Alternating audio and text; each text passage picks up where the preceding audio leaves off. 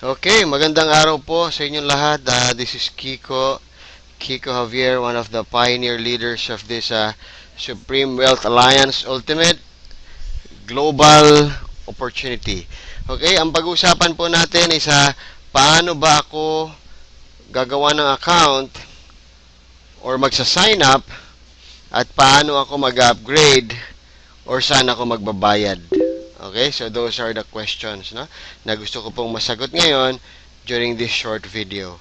Okay, first, dapat po mayroong nag-invite sa atin. Okay, dapat po mayroong nag-invite sa atin at nagpadala ng kanilang referral link.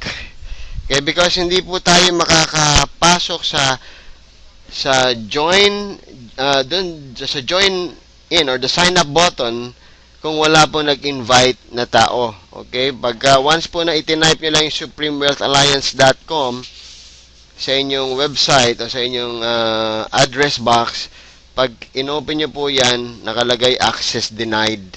Okay? So, hindi po yan pwede. Kailangan po merong tao na nag-invita sa inyo. Okay? Or, pwede rin naman po kung alam nyo yung kanyang username. So, pwede rin po yun. So, hingin nyo po yung username niya kasi magtatanong po doon, may isang box kung sino yung nag-refer sa inyo. Dapat i-type in nyo yung username. Okay? So, pag na-type nyo na yung username nyo, i-click nyo lang po yung go button doon, then i-open nyo na yung site for you. Pero in this case, sa example ko, meron po nagpadala sa akin ng link.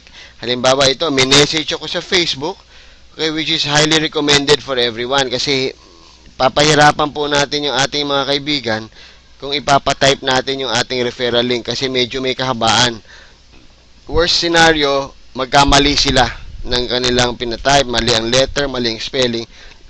So, hindi pa matutuloy yan. So, best way po is ipadala nyo through their Facebook inbox, i-email nyo, okay, or anywhere online. Yung tipong i-click na lang nila. Okay, so I really don't recommend na tina-type nyo to sa text para sila ang mag-type in. Ha? So, hingin nyo na lang po yung kanilang email address or yung Facebook account nila, then i-type nyo para i-click lang nila. Okay, that easy. Ngayon, i-click ko na po, interested ako mag-join. How do I do that? What's the first step? Saan ako magbabayad? Yun po yung mga gusto nating sagutin. Nag-open na po yung website ko. Okay, this is the Supreme Wealth Alliance website of Francis Javier. So, make sure po that the name ng nag-iimbita sa'yo ay mag-appear dito sa page na to. No? So, halimbawa, iniimbita ako ni Francis Javier, pero ang lumabas po dito ay Juan de la Cruz, Pedro Penduco, Pepe Smith. No, magtataka ako, teka, akala ko ba si Francis Javier yung nag-i-invite sa akin, yung referrer ko. Pero bakit si Pepe Smith, etc.? There's something wrong. So, go back to that person who invited you. Sabi mo, bro, Pepe Smith yung lumalabas. Ikaw rin ba to? Okay, ask po muna before we proceed. Bakit? Baka ho may problema somewhere at hindi po kayo ma-affiliate doon sa tao mismo nag-invite sa inyo pag ibang pangalan po dyan. Okay? Then after that, you just scroll down. Of course, you are encouraged and we recommend that you read on. But we would like to assume na alam nyo na po. Kaya nga po, on the very first place, the topic is gusto mo na mag-join at paano magbabayad, no? So, I would like to assume na alam mo na to. But, of course, if you want to scroll it, everything is okay. Nandiyan po yan, may presentation tayo. You click this, madadownload po sa inyong PC yan. It's a PDF presentation kung gusto nyo pong matutunan pa. Okay, then you go down at the bottom of the page, ano po, sign up. So, all you have to do is to click sign up. Very, very easy. Okay, pag-click ng sign up, ayan na. Ito na yung tanong mo. Paano ako magbabayad? Saan? Okay, ito na po. Sinagot na po dito. Choose payment option. Ano-ano ba yung mga payment options? Ito pong Alert Pay, Liberty Reserve, mga instant verification po ito. Naka-tie up po ang system natin with Alert Pay. Okay, so what I mean by instant, pag the moment na ma-transfer mo yung pera, bumilang ka na ng mga 5 seconds, activated na yung account mo. Okay?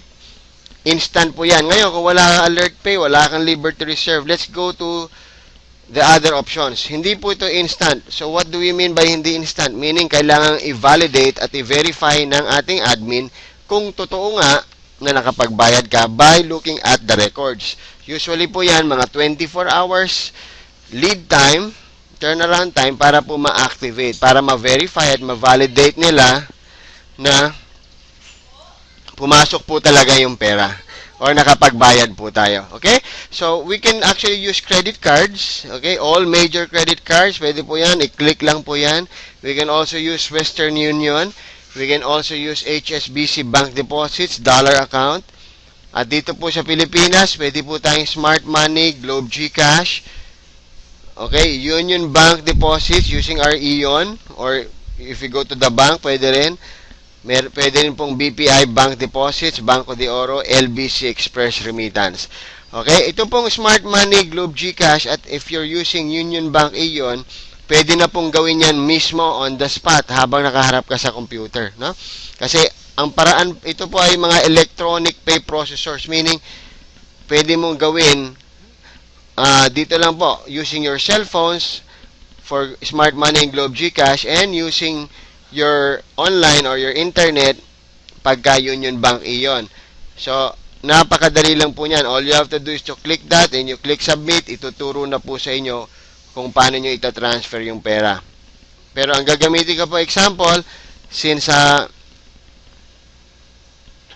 para po dito sa ating video na to is example, we will be using Banco de Oro. Meaning, lalabas po tayo ng bahay. No? Let's say, wala po tayo ng mga Smart Money, GCash, Ion. Okay? So, lalabas tayo. Banco de Oro, napakarami pong branches dito sa Pilipinas. Hanggang sa mga malls, pati Sunday at holidays, nandyan sila. Okay, click Banco de Oro and click Submit. Okay, so yan po yung unang lalabas. To join SWA, you first have to deposit 2,500 pesos. So, yun po yung naka-fix natin for the peso value. 2,500. So, you first have to deposit. Kailangan po mag-deposit muna bago tayo ma-activate. Okay? Not the other way around. So, ang gagawin nyo po, kunin nyo po ito, kopyahin nyo po itong information na to. Okay? Isulat po sa papel or i-type sa cellphone or i-send nyo sa cellphone nyo. Pagkatapos po na mailista at maisulat, lumabas na ng bahay. Okay? I-close na po ulit natin yung computer because we have to deposit that amount first. Okay? So, i-close natin ang browser. Okay? Close. Turn off. Okay? Nagpunta sa Banco de Oro, nag-deposit, kinuha ang transaction slip. May bibigay pong resibo sa inyo. Please make sure kunin nyo po yun. Okay? Dahil kailangan natin yung reference.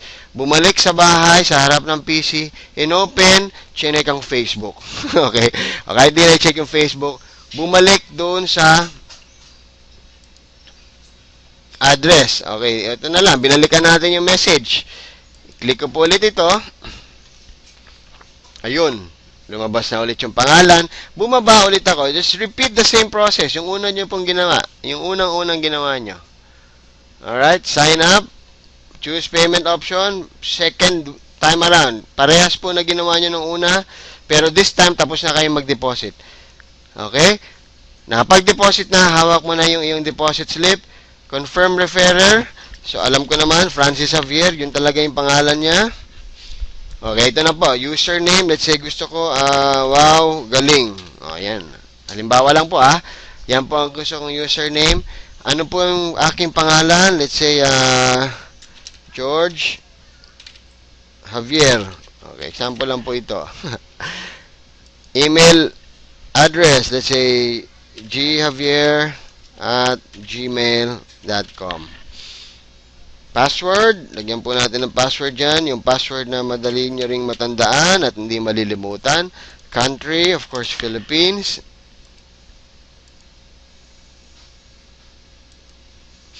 Amount paid, nagpadala po ako ng 2,500.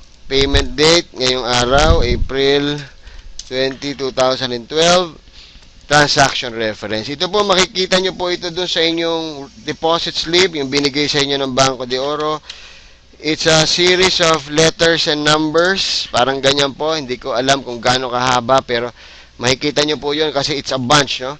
Makikita nyo letters, numbers, magkakasama na hindi mo alam kung para saan. Yun. That's actually the reference number, no?